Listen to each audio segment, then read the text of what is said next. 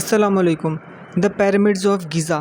آج ہم بات کرنے والے ہیں ان پیرامڈز کے بارے میں جو کہ آج کل ٹورسٹ کے اٹریکشن کا بہت ہی بڑا ذریعہ ہے۔ ان پیرامڈز کو 4500 سال پہلے تعمیر کیا گیا تھا اور یہ کسی زمانے میں ایک بہت زیادہ آباد شہر ہوا کرتا تھا جس میں ٹیکنالوجی کا تو جواب ہی نہیں تھا۔ لیکن آخر ایسا کیا ہوا کہ شہر کی آبادی ختم ہوتی گئی اور شہر بالکل ویران ہو گیا اور ہمارے پاس صرف یہ پرانے پیرامڈز ہی رہ گئے۔ ویسے تو یہ مانا جاتا ہے کہ دنیا میں موجود سب سے پرانی ترین چیزوں میں سے ایک ہے، لیکن کیا اسی کنسٹرکشن واقعی میں انسانوں نے کی تھی؟ اور کیا یہاں پہ کسی زمانے میں سیلاب بھی آیا تھا جس کی وجہ سے یہ سارا کا سارا شہر ویرانے میں تبدیل ہو گیا؟ اور کیا ان لوگوں نے لائٹ بلبز ایجاد کر لیے تھے؟ کہ ان کے پاس اتنی ایڈوانسمنٹ تھی کہ انہوں نے پلینز بھی ایجاد کیے اور ان کا اسپیس اور ایلینز کے ساتھ کیا تعلق ہے، یہ ہم آج جانیں گے اس ویڈیو میں۔ السلام علیکم، آپ دیکھ رہے ہیں الٹیمیٹ فیکٹس فائنڈر۔ اگر آپ ہمارے چینل پہ نئے ہیں تو نیچے دیے گئے سبسکرائب بٹن کو ضرور پریس کر دیجیے تاکہ ہماری ہر ویڈیو آپ تک بآسانی پہنچ سکے۔ دا پیرامڈز آف گیزا۔ ان پیرامڈز کو انسانوں کے بنائے ہوئے سب سے ٹالسٹ اسٹرکچرز میں سے ایک مانا جاتا ہے۔ ویسے تو مانا جاتا ہے کہ ایجپٹ میں ٹوٹل 118 پیرامڈز موجود ہیں جن کے الگ الگ شیپس اور سائزز ہیں، لیکن صرف چند ہی ہیں جو اپنی اصل حالت میں موجود ہیں، جن میں سے یہ 3 پیرامڈز بھی شامل ہیں۔ ان پیرامڈز کی مسٹری ہماری سوچ سے بھی زیادہ کمپلیکیٹڈ ہے۔ کچھ آرکیولوجسٹس کا ماننا ہے کہ یہ پیرامڈ اینشینٹ ایجپٹنز نے بنائے تھے، جبکہ کچھ کا ماننا یہ ہے کہ یہ انہوں نے نہیں بلکہ ان سے پہلے کسی سویلائزیشن نے بنائے تھے۔ لوگوں کا ماننا یہ ہے کہ ان پیرامڈز کو ایجپٹ کے رہنے والے لوگوں نے بنایا تھا اور ان پیرامڈز کو بنانے کے لیے غلاموں سے زیادہ کام کروایا گیا تھا اور ان سب پر طرح طرح کے ظلم بھی کیے جاتے تھے، جس طرح سے آپ نے سنا ہوگا کہ ان کو کوڑے مارے جاتے تھے اور کھانا وغیرہ بھی نہیں دیا جاتا تھا وغیرہ وغیرہ۔ لیکن جدید تھیوریز جو کہہ رہی ہیں وہ تو کچھ اور ہی ہے۔ آرکیولوجسٹ کا ماننا یہ ہے کہ یہ پیرامڈز کسی غلاموں نے نہیں بنائے بلکہ ان کو تعمیر کرنے کے لیے قابل ترین انجینئر سے مدد لی گئی اور جو ورکرز تھے وہ بھی اس کام میں مہارت حاصل رکھتے تھے، کیونکہ اس وقت کے حساب سے یہ کوئی معمولی پروجیکٹ نہیں تھا۔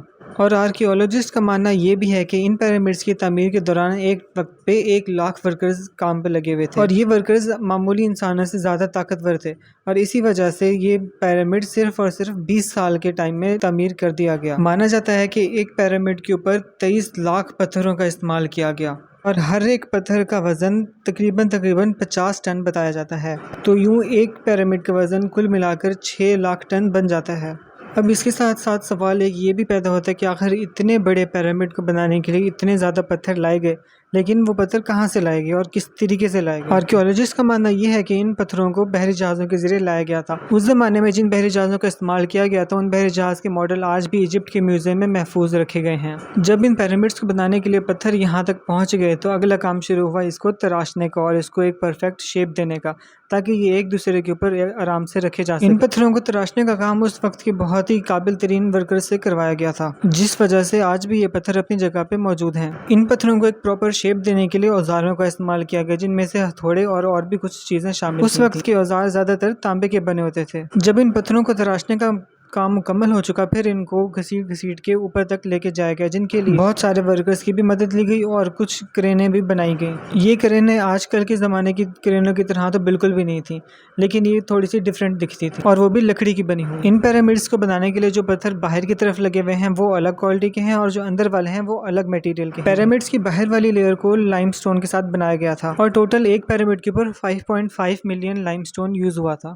ان پیرامڈز کے اندر والے پتھروں کو گرینائٹ کے ساتھ بنایا گیا تھا جو کہ 8000 ٹن گرینائٹ یوز کیا گیا ہے۔ ان پیرامڈز کو بنانے کے لیے سب سے پہلے زمین پر ایک بیس بنائی گئی تھی۔ جب یہ بیس ایک دم برابر میں ہو گئی تو اس کے بعد اس کو اوپر تعمیر کرنا شروع کر دیا گیا۔ جب ان پتھروں کو اوپر تک لے کے جا رہے تھے تب ان پیرامڈز کے ارد گرد راستہ بنایا گیا، ٹریک کی مدد سے یہ لوگ ان پتھروں کو اوپر تک لے کے گئے اور جیسے جیسے اس کی تعمیر مکمل ہوتی گئی اس کے ٹریکس ختم کر کے اس جگہ پہ بھی پتھر رکھتے گئے تھے۔ ان پیرامڈز کے ٹاپ کے اوپر گولڈ کا کام کیا گیا تھا جو کہ ایک بہت ہی ایکسپینسو میٹیریل تھا اس وقت بھی اور آج بھی۔ اس زمانے کے جن ورکرز نے ان پیرامڈز کو بنانے کے ذمہ لیا تھا وہ سارے عام ورکرز سے زیادہ طاقتور تھے کیونکہ انہوں نے پتھر زمین سے لے کے اتنی اونچائی تک لے کے جانے تھے، وہ بھی گھسیٹ کر۔ اگر اس وقت کا مقابلہ آج کے ٹائم سے کریں تو آج بھی کرینوں کی مدد سے بھی کافی سال لگ جاتے ہیں اس طرح کی بلڈنگ کو بنانے میں۔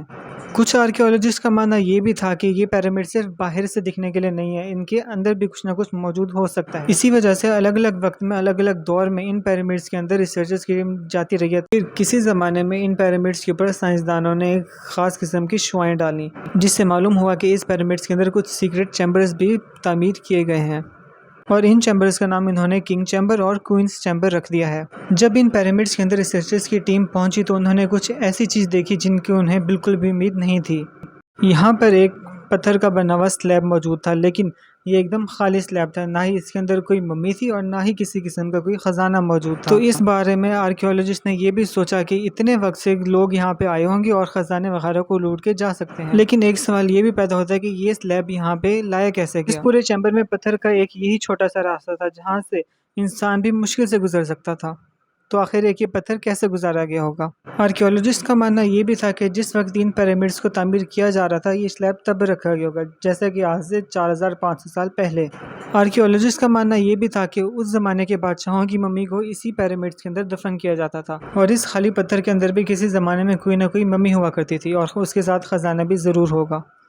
اگر اس پیرامڈ کے ٹوٹل ایریا کی بات کریں تو وہ 13 ایکڑ کے اوپر ایک پیرامڈ بنا گیا ہے جس کی ہائٹ 480 فیٹ بلند ہے، اور اگر ان پیرامڈس کی 4 سائڈوں کی بات کی جائے تو یہ ہمارے ماڈرن کمپس سے بالکل ایکوریٹ ہے۔ جیسا کہ آپ جانتے ہیں کہ سال میں صرف 2 دن ایسے ہوتے ہیں جس میں 12 گھنٹے کا دن ہوتا ہے اور 12 گھنٹے کی رات ہوتی ہے، اور اگر انہی 12 گھنٹوں کو اگر ہم سیکنڈز میں کنورٹ کریں تو آنسر آتا ہے 4,03,200، اور اگر ہم اسی 43,200 کو ملٹیپلائی کریں اس پیرامڈ کی ہائٹ کے ساتھ تو ہمارے پاس آنسر آتا ہے 6,333 کلومیٹر۔ یہ حیرانی کی بات ہے، یہ ہمارے ارتھ کے پورے پولر ریڈیس کے برابر ہے، اور اگر ہم اس پیرامڈ کے پورے پیرامیٹر کے بارے میں بات کریں تو وہ ٹوٹل بنتا ہے 0.921 کلومیٹرز، جس کو اگر ہم فردر ملٹیپلائی کریں 43,200 سے تو ہمارے پاس آنسر آتا ہے 3,09,804۔ اور مزے کی بات یہ ہے کہ 3,09,804 ہمارے ارتھ کا پورا ایک سرکمفیرنس ہے۔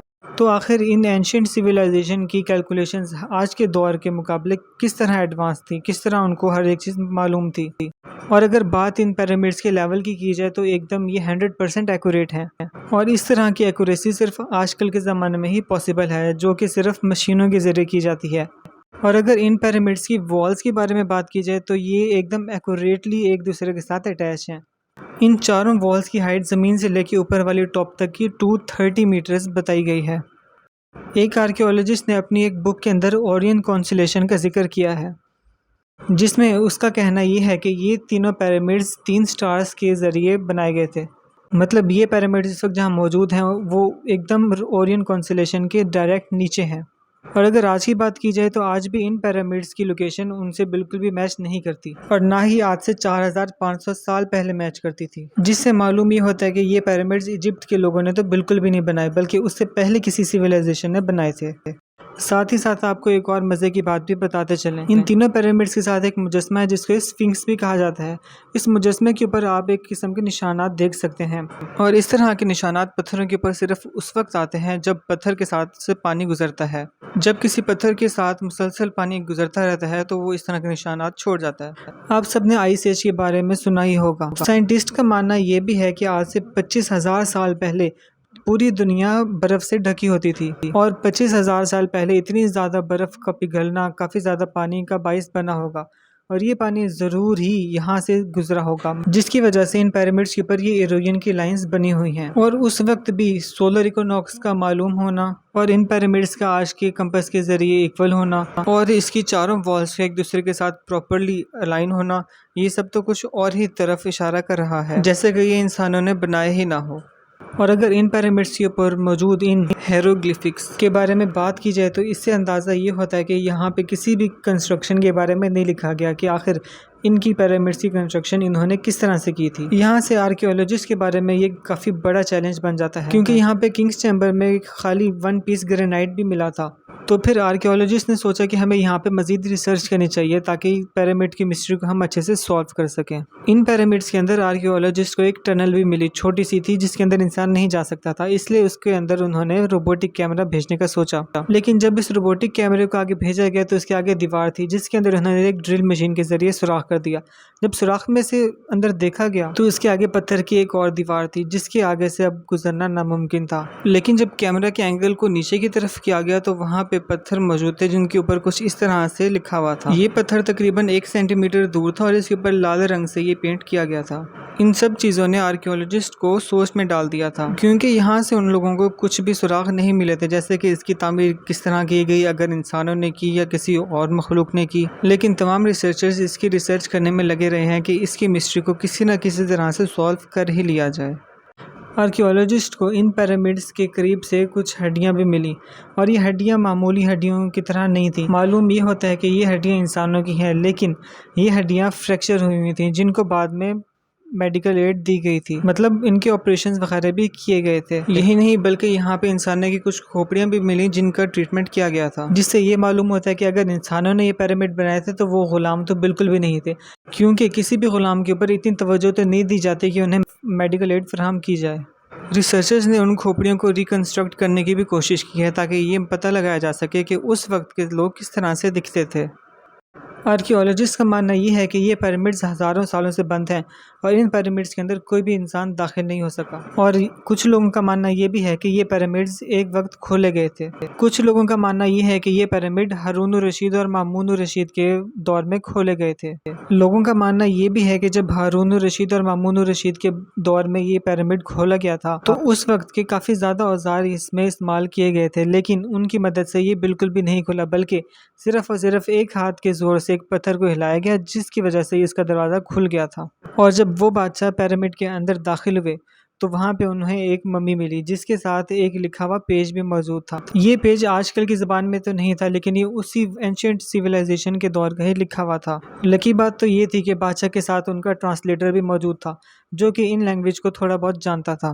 جب اس ٹرانسلیٹر نے اس کو ٹرانسلیٹ کر کے بادشاہ کو بتایا تو اس کے اوپر لکھا ہوا تھا کہ اس پیرامڈ کے اندر فلاں دور میں فلاں نام کا بادشاہ داخل ہوگا اور اس کو یہ پیرامڈ کھولنے کا اتنا خرچہ آئے گا جو کہ فلاں جگہ پہ پڑا ہوا ہے، وہ جا کے لے سکتا ہے۔ تو جب ان بادشاہوں نے اس خزانے کی تلاشی لی تو اس کے اندر اتنی ہی رقم موجود تھی جتنی اس پیرامڈ کو کھولنے کے لیے خرچ کی گئی تھی، یعنی اگر ان کو اس بات کا علم تھا بھی صحیح تو ان کا علم اتنا زیادہ ایڈوانس کیسے تھا۔ کچھ آرکیولوجسٹ کا ماننا یہ بھی ہے کہ ان پیرامڈس کو اینشینٹ سیویلائزیشن یعنی ایجپٹ کے لوگوں نے بالکل بھی نہیں بنایا، بلکہ ان سے پہلے کسی اور سیویلائزیشن نے بنایا تھا اور انہوں نے صرف آ کے وہاں پہ رہائش شروع کی۔ اور اگر یہاں پہ موجود اسفنکس کی بات کی جائے تو اس کا جسم ایک شیر کا ہے جبکہ سر کسی اور چیز کا لگتا ہے، اور آپ لوگوں نے یہ چیز بھی نوٹس کی ہوگی کہ اس کے جسم کے بنسبت اس کا سر زیادہ چھوٹا ہے، جس سے یہ بھی معلوم ہوتا ہے کہ اس کے سر کو بعد میں تراشا گیا تھا۔ اگر ایجپٹین سیویلائزیشن کی ٹیکنالوجی کے بارے میں بات کی جائے تو وہ اس بارے میں کافی زیادہ آگے تھے، انہوں نے زندگی گزارنے کے طریقوں میں کافی زیادہ ترقی کی ہوئی تھی۔ اور اگر میڈیکل ایڈ کی بات کی جائے تو یہاں پہ الگ الگ طرح کے ٹریٹمنٹس بھی پائے گئے ہیں، جیسے فریکچر کی ہوئی بونز کا ٹریٹمنٹ کرنا، دماغ کا ٹریٹمنٹ کرنا، دانتوں کا ٹریٹمنٹ وغیرہ وغیرہ۔ اور وہاں پہ کاشتکاری کے حساب سے بھی کچھ جدید چیزیں پائی گئی تھیں جن کا یہ ماننا مشکل ہے کہ یہ اس زمانے کی ہو سکتی ہیں، یہ اس زمانے میں اتنی ترقی ہو سکتی ہے۔ جیسا کہ انہوں نے طرح طرح کے اوزار بنائے ہوئے تھے جن میں تلواریں وغیرہ بھی شامل تھیں، اور وہاں پہ کاشتکاری کی بھی جدید چیزیں پائی جاتی تھیں۔ اور اگر بات انجینئرنگ کی جائے تو اس معاملے میں بھی یہ لوگ کافی زیادہ آگے تھے، اتنے سالوں پہلے بھی انہوں نے لائٹ بلب ایجاد کیے ہوئے تھے۔ اور ان پیرامڈس کے اوپر موجود ہیروگلیفکس کے ذریعے بھی یہ معلوم کیا جاتا ہے کہ یہاں پہ بھی پلینز وغیرہ ایجاد کیے ہوئے تھے، اور ان ہیروگلیفکس میں سے کچھ کے اوپر ایلینز کا ذکر بھی پایا جاتا ہے، مطلب ان اینشینٹ سیویلائزیشن کا ایلین سے بھی کوئی نہ کوئی تعلق اور رابطہ تھا۔ اور یہی نہیں بلکہ اتنے ہزار سال پہلے وہاں پہ کیلنڈر بھی موجود تھا، اور کیلنڈر کے ساتھ ساتھ وہاں پہ کلاک بھی موجود تھی، اور ان پیرامڈس کی مسٹری آج تک کوئی بھی مکمل طور پر سالو نہیں کر سکا۔ کیا پتہ آگے آنے والے دور میں اتنی ٹیکنالوجی آ جائے کہ جس کے ذریعے یہ معلوم کیا جائے کہ آخر یہ پیرامڈس کس لیے بنائے گئے تھے۔ آج کی اس ویڈیو میں صرف اتنا ہی۔ اگر ہماری ویڈیو پسند آئی ہو تو اس ویڈیو کو ضرور لائک کیجیے گا اور چینل کو سبسکرائب بھی کیجیے گا۔ اب مجھے اجازت دیجیے، اللہ حافظ۔